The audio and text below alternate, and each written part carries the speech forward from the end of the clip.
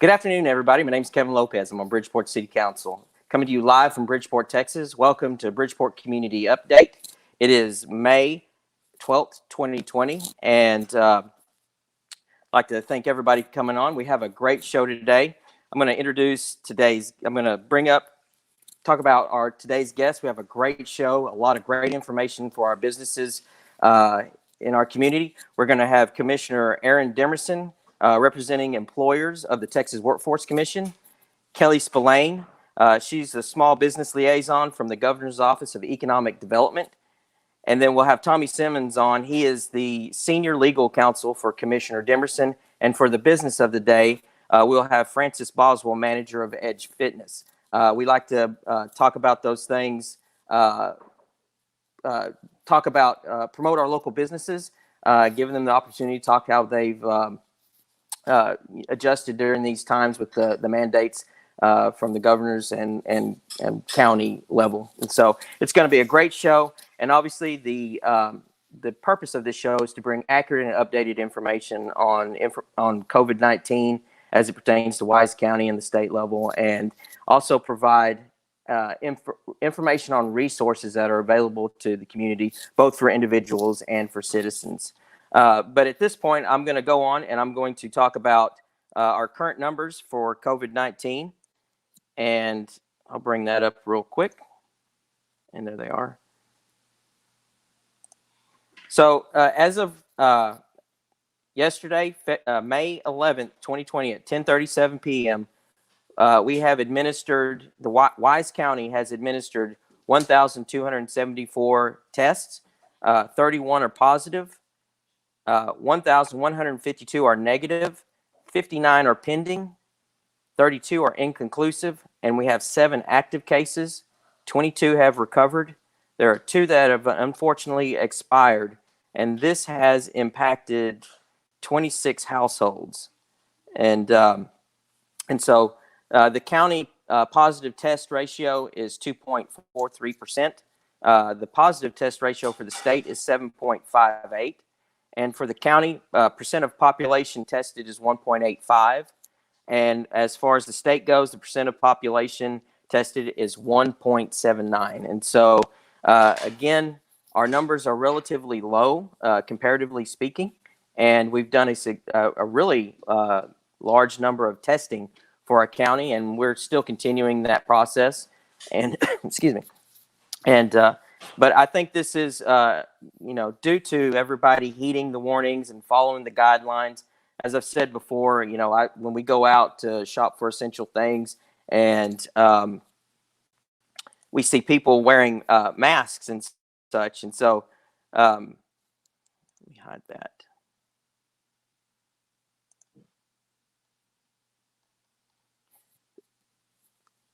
For essential, when we go out shopping or what have you, for essential things, we see people wearing masks, some people wearing gloves, social distancing is being followed. And so I think that's been very helpful in keeping our numbers relatively low per capita. And so we got to keep up that good work, and it is essential that we continue to do that, follow CDC guidelines and other mandates from the state in order to be able to open Texas back up. And so I think we're doing a great job here in Bridgeport and in Wise County. Been very, very proud of everybody. And so I'll be bringing up our first guest, which is Commissioner Erin Demerson, representing employers of the Texas Workforce Commission, and Tommy SImmons, Senior Legal Counsel for Commissioner Demerson. Let me bring them up real quick. Oh, there y'all are. Hang on, we might have to do something a little bit different there. Let's see. Hang on.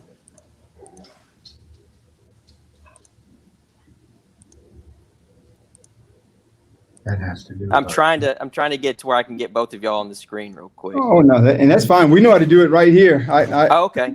We're social distancing, and Tommy will pop in there, and so it pops up, I guess, when the person speaks. Okay. So, well, what we will do is I'll just ask you the first set of questions, and I'll bring Tommy in so y'all can continue that social distancing like y'all trying to follow. Not a problem at all. And so, Commissioner Demerson, I want to thank you so much for coming on the show. I know you visited Bridgeport in the past, and I want to congratulate you on your appointment, I believe in August of 19, where you're actually appointed to Commissioner representing employers. All right.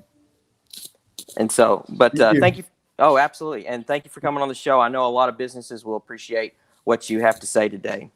Well, can you tell the folks that may not know what your role is as Commissioner representing employers and what the Texas Workforce Commission does? Yeah, and the bottom line, the Workforce Commission, we're here served by 28 local workforce solutions offices, and David Setzer is the CEO of the North Central Texas Workforce Solutions team. Those are the boots on the ground to make things happen, and basically putting folks to work. We want jobs and careers for our Texans citizens, and so in my role, I have the pleasure and privilege of serving the over 565,000 Texas employers, 2.6 million small businesses that are out there. As you mentioned, Governor Abbott appointed me to this position in 2019, August of 2019, and we're here to advocate on the employers' behalf in a big way for employment law attorneys on board, where we're dealing with docket cases on a weekly basis, taking care of business for our Texas employers, and I'm delighted to do that in a number of different ways. In this situation that we're dealing with now, we're here to really answer the questions that our Texas employers have as it relates to now opening their business. Originally, it was basically businesses are shut. And so how do we operate even at that point? And the team's done a good job of making sure that we're there for them. And now we're ready to be there for them as folks like Ms. Bowser with Edge Fitness begins to open her doors. We want to be able to answer the questions that she might have so that she's in a position, their business is in a position to move forward. Yeah, I know a lot of people are excited that to open up and open up safely. I know a lot of people in our community, a lot of businesses they're following the guidelines that are put down and been very responsible in that way. And so I've been very proud of our businesses here. Kevin, let me say, I'm not surprised. Commissioner Julian Alvarez and I had an opportunity to visit you guys in Bridgeport, and you were very welcoming us to the community and had a number of key folks out there. And so I'm not surprised that you guys are doing exactly that. You showed that early on. You guys are taking care of business, and we're here to support you guys. And so delighted that you've invited us to be on this show. Well, we appreciate y'all being here for sure. I guess moving on to the next question. I know, can you tell businesses out there about the resources the Texas Workforce Commission has available for businesses to grow and sustain their business amid coronavirus concerns?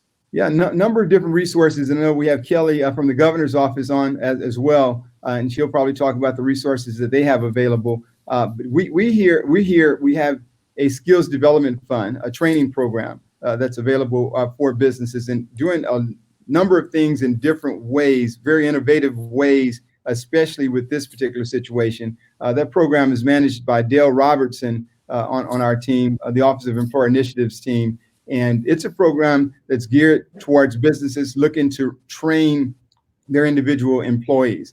They do that in collaboration with the community colleges, and they're now taking some very innovative approaches with the local workforce solutions office to enable that type of training. So we're really listening to the employers. What are your needs? And if there are opportunities for us to react from that standpoint, we can do that. Our website, twc.state.tx.us, you'll see the red bar across the top that really directs you to all of the programs and services that we have here at the state level. We rely heavily upon the local level. And so David and his team that I just mentioned, the North Central Texas Workforce Solutions team, they're the boots on the ground for your businesses, and just a number of resources that they have available for the employers there in your community. Yeah, and I've added to this Facebook stream on the Facebook page links to go to that y'all are talking about right now, and I've got there on the ticker down below some of the numbers and places to follow should businesses want to contact y'all. Awesome. My next question is, can you tell viewers about the resources available to assist employers with filling immediate roles during this time? During this time, if you have a need out there, again, I'm going to go to the boots on the ground. We have Work in Texas. That's our website, Work in Texas, for employers and employees. And if you want to post the job opportunities that you have available, then we encourage you to go to Work in Texas and make sure that those jobs are out there. It's very interesting times. We have a number of folks doing layoffs and furloughs, but at the same time, over 500,000 jobs that are available on that website, Work in Texas website. And so we want to encourage employers, if you have needs, if you need employees in those particular positions, we want you to post those positions on Work in Texas so that we can get folks into those places of employment.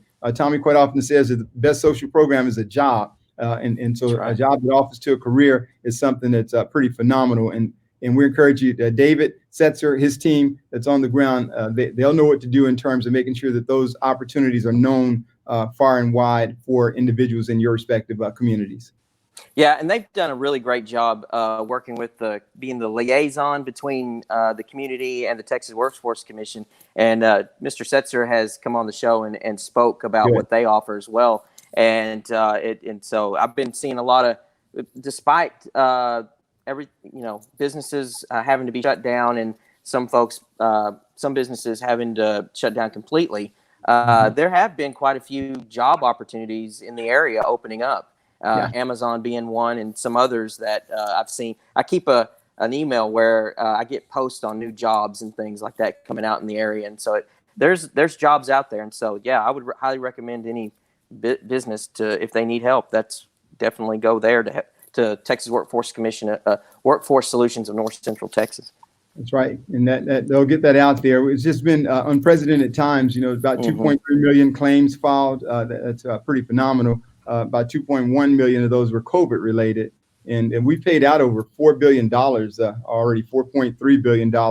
And that includes the federal aspects of those numbers as well. But it's been a challenge. And therein we see an opportunity. We're Texans and we're going to rise to the occasion in this particular case. And we're making good headway in that regard.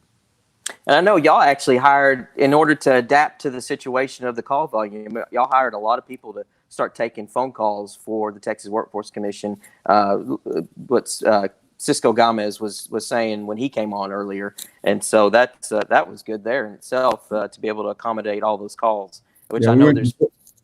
From 4 call centers up to 8, 4 that we typically have under TWC, the umbrella, but added an additional 4 private sector call centers to help take those calls. And but it was unprecedented in terms of the numbers, over 1 million calls in some cases. And I think the highest we had, I can't remember the highest number, but nowhere near what we were dealing with in that situation. Right. I guess on to the next question then. Can you provide some guidance to employers on the unemployment insurance program and the customized proactive outplacement services or layoff aversion strategies available through the rapid response and shared work program? Yeah, shared work and rapid response, those are alternatives to layoffs. And so I'm going to turn that over to Tommy, who's probably will be able to go a little bit deeper for our employers in that regard. And so we're going to figure this out, and I'll bring in Mr. Simmons to kind of address that question. Yes, sir. Tommy Simmons here.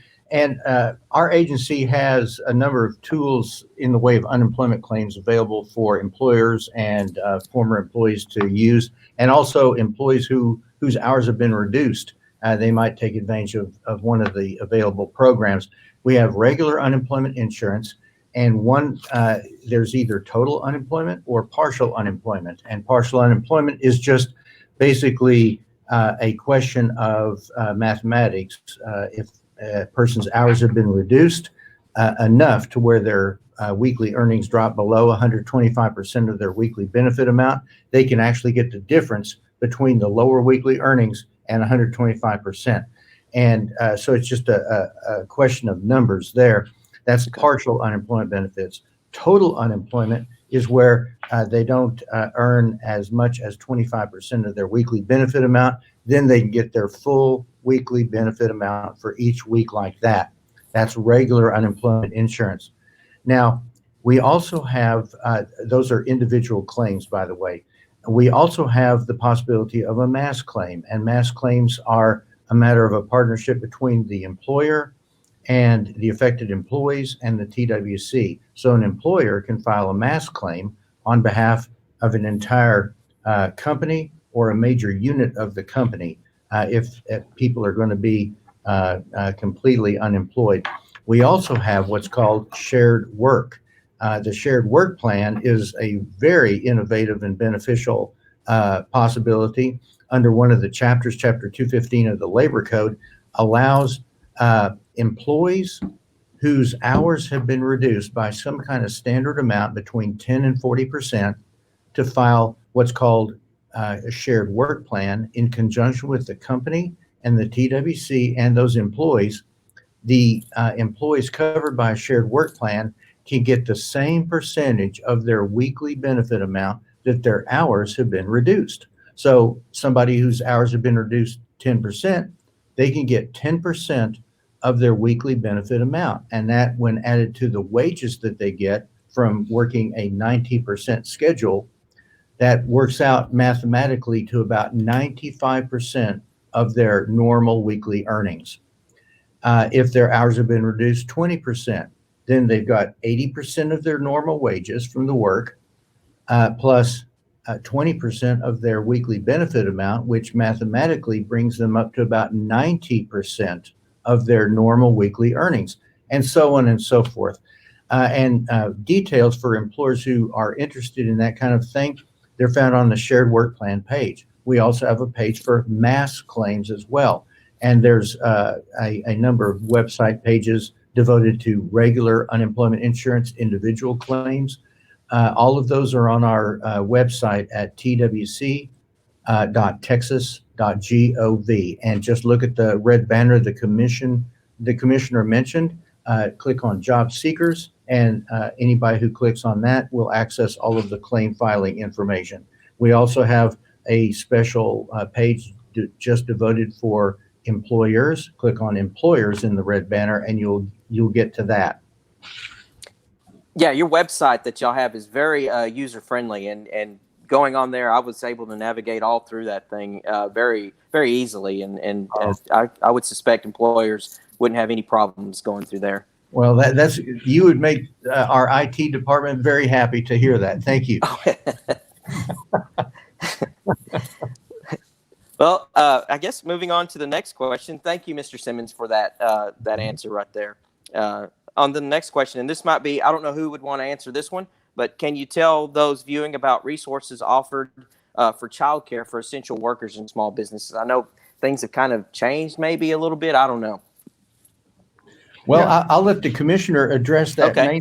Yeah. So we as a commission took action to make sure that that our essential workers were taken care of. And so on the child care side, we allocated a certain amount so that the cost could be subsidized at that local level for our essential workers. We've not been able to open the child care centers up to everyone at this particular case. Governor Abbott has been very serious about making sure that we're taking the safest approach and relying upon the medical opinion as such. But as soon as they give us the green light, if that's given, then we'll be in a position to offer that to everyone. But right now, it's offered for essential workers, and to help that, we were able to subsidize some of the costs associated with the cost of child care for our essential workers. And isn't there also, are y'all still continuing to help those child care facilities that are open to essential workers, help fund them a little bit as well? Yeah, there are a lot of initiatives that we've taken under the child care, that umbrella. Reagan Miller is the director of that child care division, and just a number of different innovative approaches that we've allocated towards the local level. David and his team are in a position to actually get that word out in regards to what's available for the local child care facilities in that region. And so it's been really exciting watching the state come together, the Workforce Commission come together to really push forward and advance and innovative programs so that we're addressing the questions or the concerns that are out there. Yeah, y'all have really done a great job of getting that information out. I've been following y'all on Facebook and Twitter and some of the other areas, and y'all done a great job of putting out that information, and then also having those live streams out with Cisco Gomez on a very regular basis to, I guess, frequently ask questions and other information that needs to come out. Yeah, and that information on child care is also, as Tommy alluded to, the red banner COVID-related questions you have a section on there with childcare type of issues and good information there as well. Yeah. Next question is, can you tell us the process one must take should they require the resources you offer, or who they need to contact first to begin? Is that just going to your website again, or do they need to go a different route? Yeah, you're going to hit the website. It's going to have all the links and information available there. I want to overemphasize the use of our local workforce solutions office. They are definitely going to have information. They're the boots on the ground at the local level. They'll feed into us, and it's one of those the relationships where if an individual is interested in any program that we have here at the agency at the local level, a lot of it's going to be carried out, and whatever is not carried out at the local level, they're in a position to talk to us here at the agency to make sure that we're getting information to that particular employer. And so that website has information. If it's training aspects, if it's childcare related, if it's the employer's office, we're going to find information available for these Texas employers in big ways. Yeah, and I'll reiterate what you just said about the Texas Workforce Solutions of North Central Texas, and Mr. Setzer, outstanding job, very informative what he had to say, but also his staff. I've had the opportunity of working with the representatives in our area, and they've been always helpful in our community and helping local businesses, and even the staff coming on the show. There's a really great person who has been very helpful to me in the show and stuff is Stephanie Roberts. She works with him quite a bit, and so the entire staff has done an outstanding job there. And so I highly suggest any employer, if they have any questions, to go there. And David and Kevin, that's the secret sauce in Texas. When you're bringing the worlds of workforce, economic development, and education together, it works. And so that synergistic partnership, we're excited to hear that. And that's our success in Texas. If we're working together, communicating, and making things happen, we're better off for it. And our role here is to make sure that our Texas employers have access to information, relevant live questions that they may have, that we get the information to them. And I have a dynamic team here that really loves taking care of business in that regard. And I think that's you said it best. We're working really well together. Even from the local all the way up to the state level, and I think that's showing statewide. We're being pretty successful at a lot of things during this time, and the teamwork is proof in the pudding, I guess you'd say. Oh yeah. The next question, I'm not sure who this would go to exactly, but can y'all answer employment questions on common issues employers and workers face when responding to COVID-19, including the effects on wages and hours worked under the Fair Labor Standards Act and the Job Protected Leave Act under the Family and Medical Leave Act? Yeah, we'll get that. I'll let Tommy kind of address that. Okay. That's right. At this agency, we actually, even though we're a state agency, we actually help enforce the Fair Labor Standards Act, the federal law and wage and hour law. We do that by enforcing the wage agreements, but also if minimum wage or overtime is an issue, we enforce that through the Texas Payday Law. We're partners with the U.S. Department of Labor Wage and Hour Division in that regard. And we also help get information out to employers who are possibly facing paid sick leave, or expanded family medical leave under the FFCRA, the Families First Coronavirus Response Act. We help get information about that. Primarily, we serve as kind of a conduit for the federal information. We found that the most important and useful guidance is on the U.S. Department of Labor Wage and Hour Division website for the FFCRA FAQs, and they've got a special guidance document for employers and for employees. Those are really the best resources, very well written by the Department of Labor, and they answer almost any question. But we're always glad to help employers understand things that are mysterious in those documents. If there are any unanswered questions, all they have to do is call our 800 number.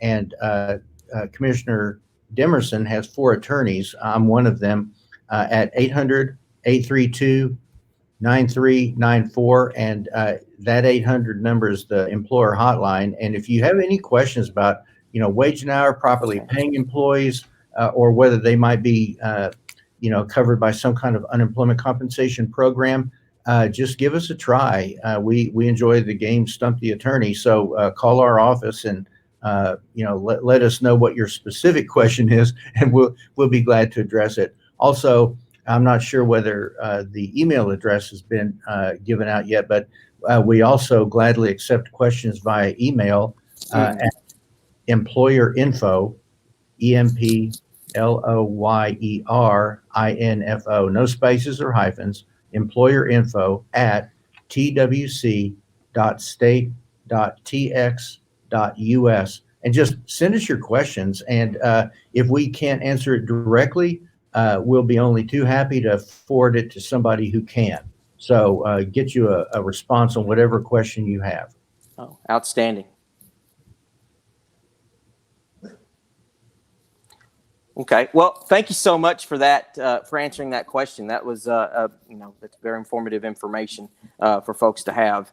I don't know who would like to answer the next question, but I'm gonna. What? Okay. Well, y'all pretty much covered it.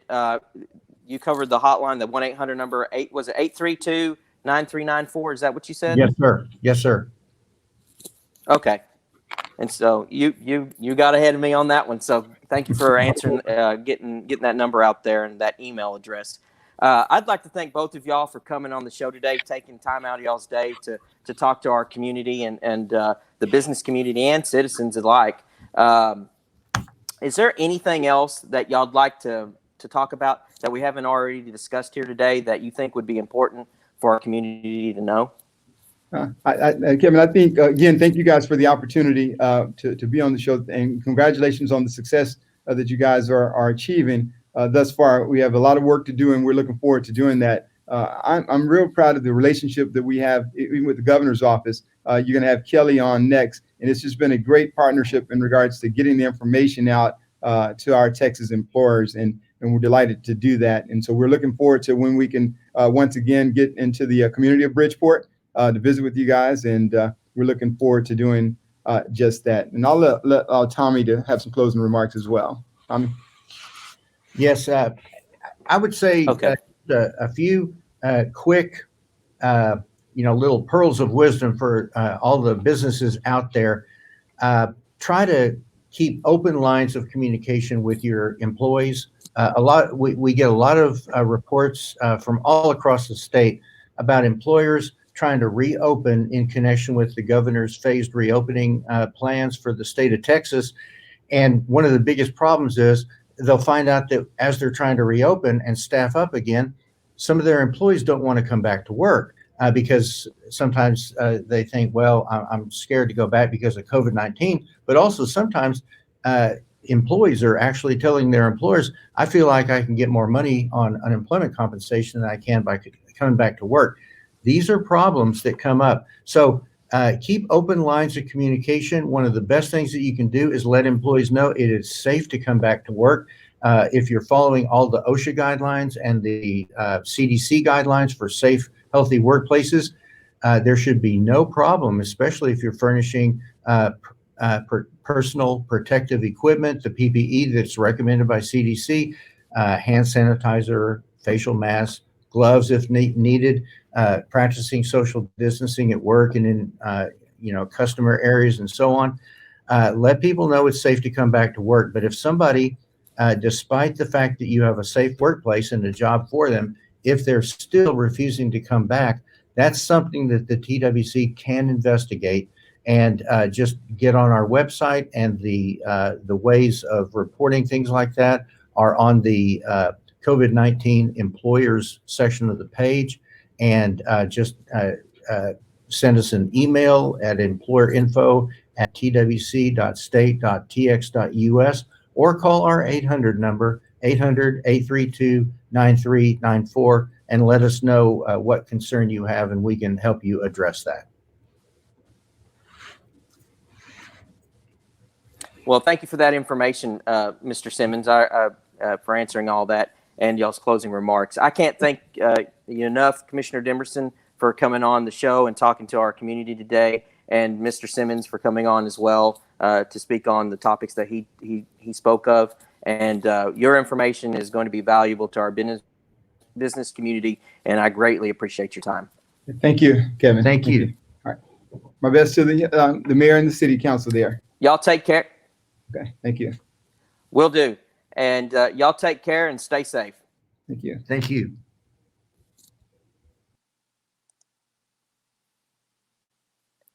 Well, that was Commissioner Aaron Demerson representing employers for the Texas Workforce Commission, and Tommy Simmons, Senior Legal Counsel for Commissioner Demerson. That was some great information that they had to offer our community, and I hope businesses throughout our community and Wise County have the ability or will utilize some of the resources that they have or are able to should they need it. But anyways, a lot of great information. Glad they're very appreciative that they came on the show, and I look forward to working with them in the future. Our next guest is another great works at the state level. It is Kelly Spillane. She's the small business liaison from the Governor's Office of Economic Development, and I will bring her up right now. Hi there, can you hear me okay? Internet's working a little slow right now. Sorry about that. It's okay. Okay. Hang on one second. We got a little glitch here.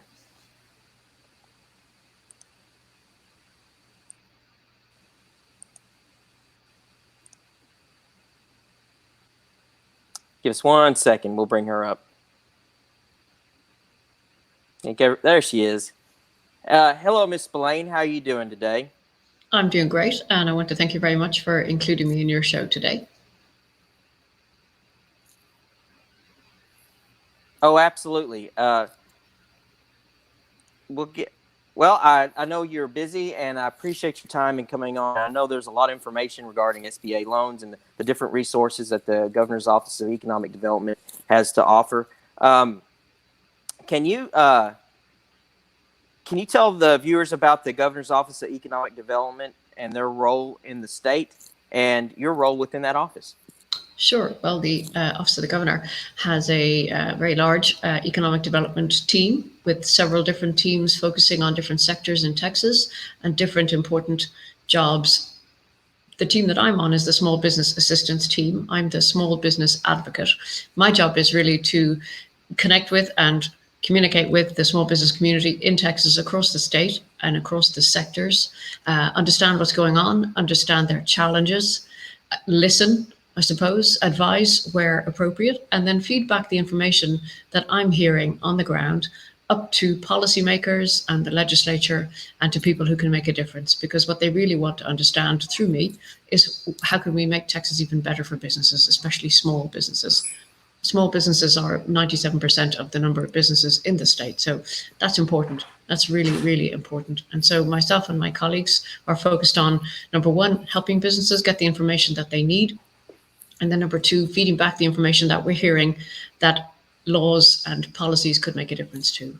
So I have to say, I feel honored to do this job. I used to be an entrepreneur myself. I had a small business. Clearly, I didn't get rich. And so I am delighted to be able to take my experience and resources of the state to help other people get ahead and be successful here in Texas. And I just want to say, even though we are in the middle of a crisis, Texas remains a great state to do business in. In fact, it remains the best state in the union to do business in. So I feel privileged and excited to do this job. Yeah. We've Texas has really been it's like the perfect place in location in the United States to have great business here. And I know that we've done a lot of things as a state to entice businesses to come to the state of Texas and to help small businesses. And so I know here recently there's been several rounds of funds allocated to the state, to small businesses or communities rather. And so, but my next question going in, can you tell us about funding options available to businesses in our community? Sure. Well, there are several right now, and I suppose because of the crisis, the Small Business Administration, which is a federal organization, they brought in two important loan products. One was called the Economic Injury or EIDL loan, and the other was the Payroll Protection Program, or the PPP. Both of these programs were to get funding into small businesses as quickly as possible. Ideally, the payroll protection program was to encourage businesses to keep their staff on the payroll and to help them with that. And the economic injury loan was to help businesses whose revenue had gone away because they had to shut down, and we have this sudden and significant crisis. So those two loan programs were instituted by the SBA. I'll give you an update on them. I'm sure a lot of your business community here know about them. The EIDL loan program currently is only open to agricultural organizations and farms. The main reason for that was that farms were left out of it initially. And so the current round is only open to farms and farm businesses to help them access that funding. They may reopen it again to other businesses, but at the moment there's no sight of that. And the payroll protection program, which is now in its second round of billions, hundreds of billions. It is coming towards the end, but I believe it is still open today. And so if there are businesses in your community that have not applied for the payroll protection program, they should get with their lender, ideally a 7A lender, which is a Small Business Administration approved lender. Most banks are that though, and find out what they need to do to get that loan, because that loan is about the best money you're going to get your hands on. I mean, some of it is forgivable, if not all of it, depending on what you do with it. And if it isn't forgiven, then it's a 1% interest rate. So it's fantastic if you can get your hands on it. But there still is an opportunity to get to that money. Yeah, and I guess what I saw on your PowerPoint or informational thing was the end date was June 30th, 2020. Is that still an applicable date, or is it adjusted? So that date is actually the end of the window that companies can cover their funding for. So the funding that they applied for the payroll protection program was to cover 2 months worth of salaries for their staff between February 15th and June 30th. So 2 months within that window. So that's what that June 30th date is for. It's for companies to calculate how much they spent on 2 months worth of salary, and it's sometime within that window. So essentially, the paycheck protection program is a first come, first serve, and once that funding is done, then that program is done. Then that's right. Okay. That's right. Now, there are other funding options. I'll just mention, not to go on too much about funding, because there are other things that businesses need to be doing. But if they haven't got that funding, they can look at another program that the Federal Reserve is going to make available very shortly. It's called the Main Street Lending Program. That's going to be available through all banks, pretty much, all conventional banks. It isn't as generous terms as the EIDL and the PPP. I believe the interest rate will be 5%, but it's still, comfortable terms, and it'll make money available to businesses that are viable and need to, refinance or grow. The last thing I'll talk about is community development financial institutions. These are nonprofit lenders. There are many of them across the state. There is actually a CDFI locator online. CDFI is the acronym for Community Development Financial Institutions, so that people can find a CDFI near them. CDFIs lend to businesses. Typically, they prefer to lend to businesses that might not be well served by conventional banks, and they lend on generous terms, so they're low interest and I would say comfortable terms. And those organizations work with those clients to help them understand how to financially manage their business, how to improve their own financial skills. So they're a great group of organizations to be involved with. There's just so many resources out there for folks businesses during this time to be able to help them through anything. Can you talk about the SBA bridge loan for businesses? Sure. I think that was for businesses applying for the idle loan. Actually, to be honest, that bridge loan was really only open to companies that already had an SBA loan. So if you were an existing Okay. small business administration client with a loan, you could apply for a bridge loan, but you already needed to be, if you like, in a relationship with a 7A lender to be able to qualify for that Yeah. express loan. They were also And I offering. know there are several. Go ahead. No, I was just going to. No, go ahead. I'll finish when you're done. I was just going to say they SBA was also offering debt forgiveness, as they were calling it, and that was really allowing companies to not pay loan payments for 6 months, and the SBA would pay those loan payments for you for 6 months. But I believe that the 6 months of forgiveness goes on the end. It's not forgiveness really; it goes on the end of the loan that you do end up paying it. They just really allowed you to defer payments for 6 months on existing loans. I see. Okay. Well, that's a great resource right now to kind of help alleviate costs that are associated with businesses right now. And I know a lot of folks around here have applied for the SBA loan with a lot of our local banks. And so that might be, that bridge loan might be a good resource for some that have come to the end of that, those current loans that they have. And so, you've talked about idle, and that's specific to rural. I know a lot of folks here in we're a rural community, and I know some farmers out there would love to take advantage of that if need be. And so, yeah, this is some great information you have. Is there anything, you've pretty much covered all the loans that y'all have acquired. Is there anything that you would like to talk about more specifically that we haven't talked about, that the community needs to know that we haven't discussed already? So I'll mention two things. One is the information that we have on our websites. I provided you with links to those pages in the chat there. I don't know if you want to publish those. Yes. So the Office of the Governor has a coronavirus resource page, which includes all the information about the governor's announcements, checklists, and so on for businesses opening up.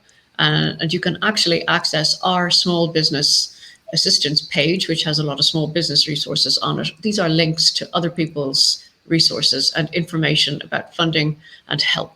Okay, so they are very rich sources of, I suppose, a catalog of options for small businesses. I'll also mention that for small businesses that were trading before the crisis and may have owed sales tax or franchise tax and so on to the comptroller's office, or indeed businesses who might have owed money to the IRS taxes. If they're struggling to pay those taxes, the best thing for them to do is to reach out and talk to either the comptroller's office, if it's a state tax, or the IRS, if it's a federal tax, and explain the situation that they're in. I know that both of these organizations have a deep understanding of the challenges that business have right now. And I do believe that they will work with businesses on a payment plan. But the most important thing is to communicate with those organizations. Don't ignore it. They'll work with you, but if you're not communicating, then they will just think you're, not in compliance. So it's very important to speak to those organizations. So that would be the main set of points I wanted to make. Well, you've pretty much covered everything. I was going to ask, how do folks contact you? And just to let you know, I have a whole bunch of links associated with the Governor's Office of Economic Development, and I've put on there your Facebook page, your Twitter accounts, and everything, should people want to follow, in case the Governor's Office is updating anything, new information or what have you. Okay, but if there's, I tell you what, that's a lot of great information, and you covered a lot of loans here that are available and the timeline. So I greatly appreciate your time in coming on the show. And if there's not, do you have anything else you want to talk about? Well, I'll just mention I did give you the small business assistance email address. So if people have questions and they don't find the information they're looking for on any of the web pages that either we provided or the TWC provided, you can reach out to us and we'll help you get an answer. Okay. And I've got that email address tickering along the bottom, the smallbusiness@gov.texas.gov. Is that the email you're referring to? That's it. Okay. I would highly urge any business out there, if you have any questions, please contact them.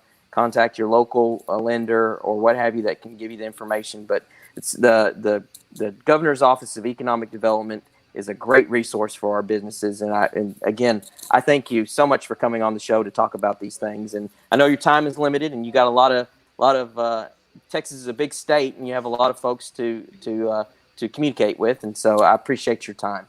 Great. Well, I want to thank you so much for having me. I'm honored to participate in your show. Take care. Take care. You too. Stay safe. I know.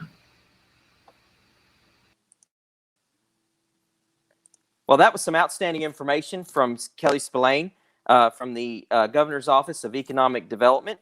And a lot of great information on this show today about resources that are available to businesses right now. And I contact the Texas Workforce Commission, the Governor's Office of Economic Development. There are links provided should you need that, or go to contact your the boots on the ground, as Commissioner Demerson said, Texas Workforce Solutions of North Central Texas. That's a great resource to help your businesses out. And in the education community, they work a lot with the education community as well. And so some great information there, and I hope folks will be able to utilize that.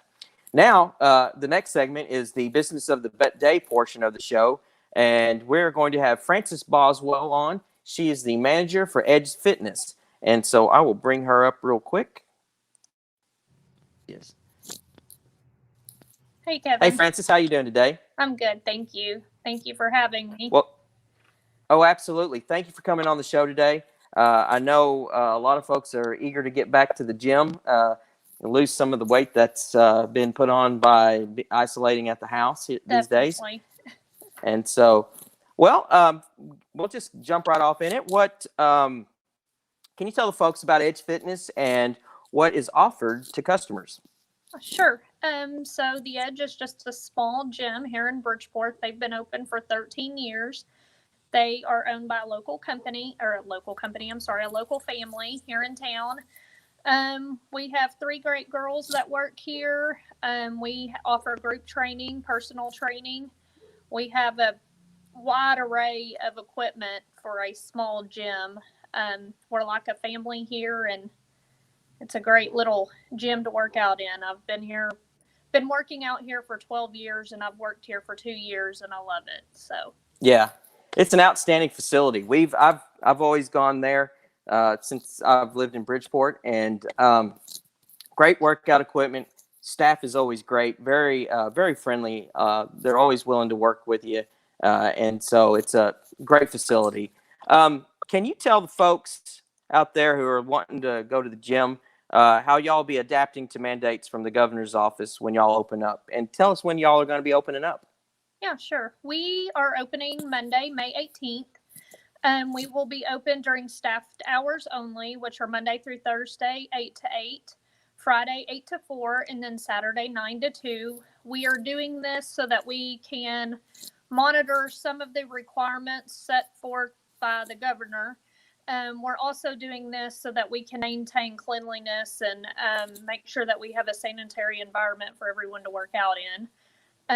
I know that's disappointing to some with 24-hour access, but it's hard to monitor those things with no one here. I'll kind of give a quick rundown of some of the requirements. So we are able to be at 50% capacity. However, in a gym setting, 50% for this size building is going to be way more than what we can accommodate and, practice social distancing and that kind of thing. So we will be limiting the gym to 20 people at a time, 20 members at a time. Each member has to wear gloves. Everything that I have read requirement-wise does not specify the types of gloves other than it must cover the entire hand from your wrist up to your fingertips. You can't wear workout gloves with the fingertips missing. No outside gym equipment. That's more our rule. It's a slight twist on the recommendation from the governor.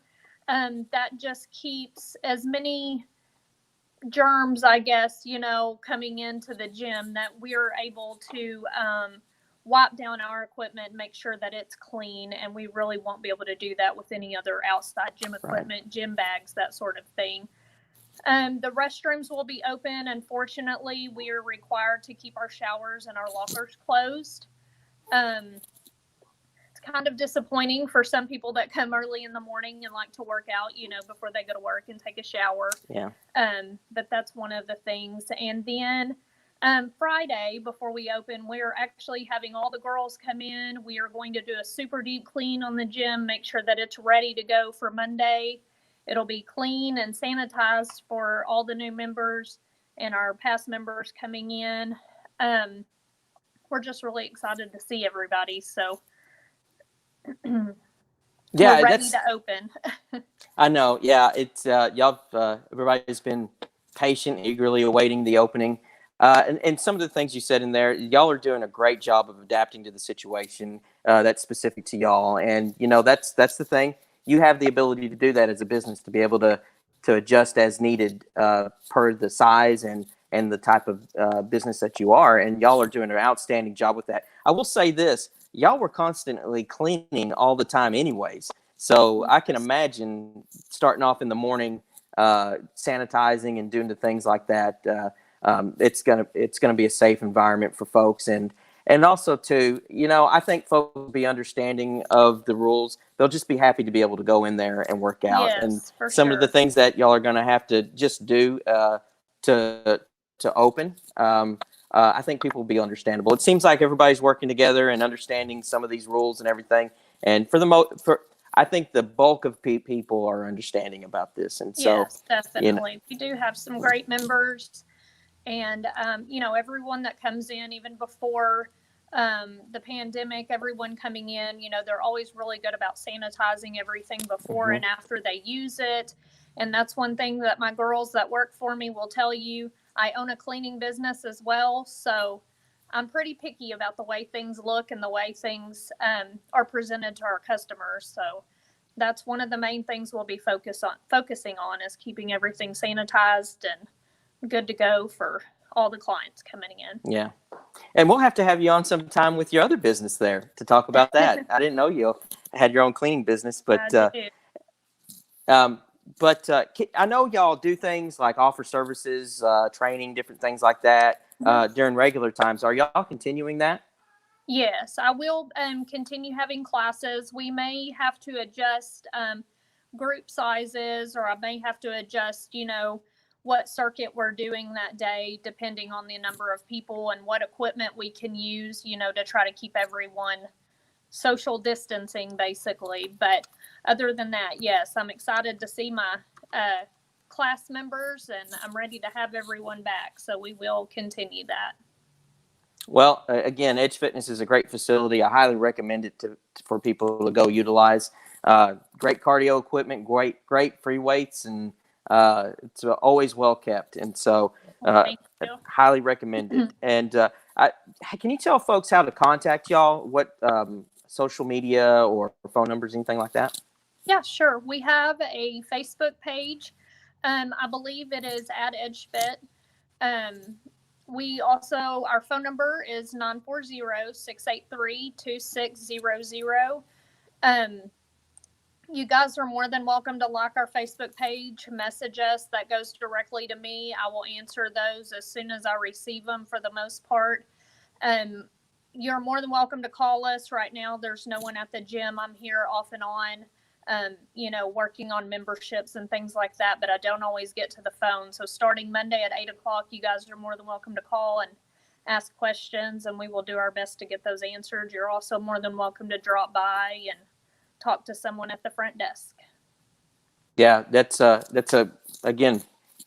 great facility, and highly recommend it, and contact them. I also have y'all's Facebook link, y'all's phone number and address or going across the bottom, but I have those links so they can contact y'all should one of our viewers want to go to the gym. And so anyways, well, if there's nothing else that you have to say, I greatly appreciate you coming on the show. Is there anything else that you'd like to tell the customers the only that may thing want I want to say is thank you guys for being understanding and sticking with us through all of this mess. we just love all of it. We love all of our members that are like family to us, and we're just excited to see everybody back. Yeah, and I'm sure everybody's excited to be getting back to that gym. And Yes, so definitely. look forward to seeing y'all down there. And also to Jonathan and Michelle, they're the sole owners of the company. There's nobody else involved. Is that Yes. correct? Mm-hmm. Okay. Yes. Yeah, Jonathan Cortez and Michelle they have various businesses throughout the community, and this is one of them, Edge Fitness, and they have a really good business there and a good manager there too. So Oh, thank you. anyway, They're great people. yeah. They're fun Yeah. to work for. Yeah, I've always enjoyed them. But anyways, well, Francis, I greatly appreciate your time in coming on the show and talking about Edge Thank Fitness. you. And if there's nothing else that you have to say to the folks, I'll wish you a good day and take care and stay safe. Okay, thank you. You too. Take care. Bye-bye. All right, bye-bye. Well, that was Frances Boswell. She's the manager of Ed's Fitness, one of our gyms here, actually the gym in Bridgeport, Texas. It's a great establishment. I highly recommend folks, if they want to get back to it, and obviously following the guidelines that are set in place on the 18th. And so if we can, it is essential that we follow these mandates, because we want to be able to open Texas back up and continue to do so and not have to revert back to other ways, to the stricter mandates. And so, great facility. I highly recommend it. Go there and contact them if you want to become a member or get re-involved with that gym. I want to thank all the guests for coming on today. It's a very informative show with Commissioner Demerson of the Texas Workforce Commission. He is the commissioner representing employers, and then Tim SImmons, who represents Commissioner Demerson. He's the legal representative for Commissioner Demerson, and then Ms. Boswell for coming on to talk about Edge Fitness. Great show, highly informative. I hope folks can utilize the resources that were presented today to y'all. And so I'm going to reiterate what I said earlier and what others have said on this show. We got to continue on practicing the guidelines from the CDC and from the mandates from the governor's office on down to the local level to get through this. Social distancing 6 feet when out in public, wearing masks if that's something that you want to do. I'm seeing a lot of people do it. Going out grocery shopping, going to any store, I'm seeing a lot of folks wearing those masks, and because not only protects yourself, that protects others as well. Should you, unfortunately, have COVID-19, or when you need to cough, whatever, keep it to you. The other thing is washing hands for 20 seconds, following those guidelines. Gloves, if that's something that interests you in wearing. I know I see a lot of people out there wearing gloves, and so it's just an extra barrier. But again, it is essential that we follow these guidelines if we want to continue opening Texas back up and get through this COVID-19. I invite everybody to come on to the upcoming show. If, as I say it every time, we will get through this. We're in this together. We will combat this together. Keep calm and stay Bridgeport strong. Take care and stay safe. Bye.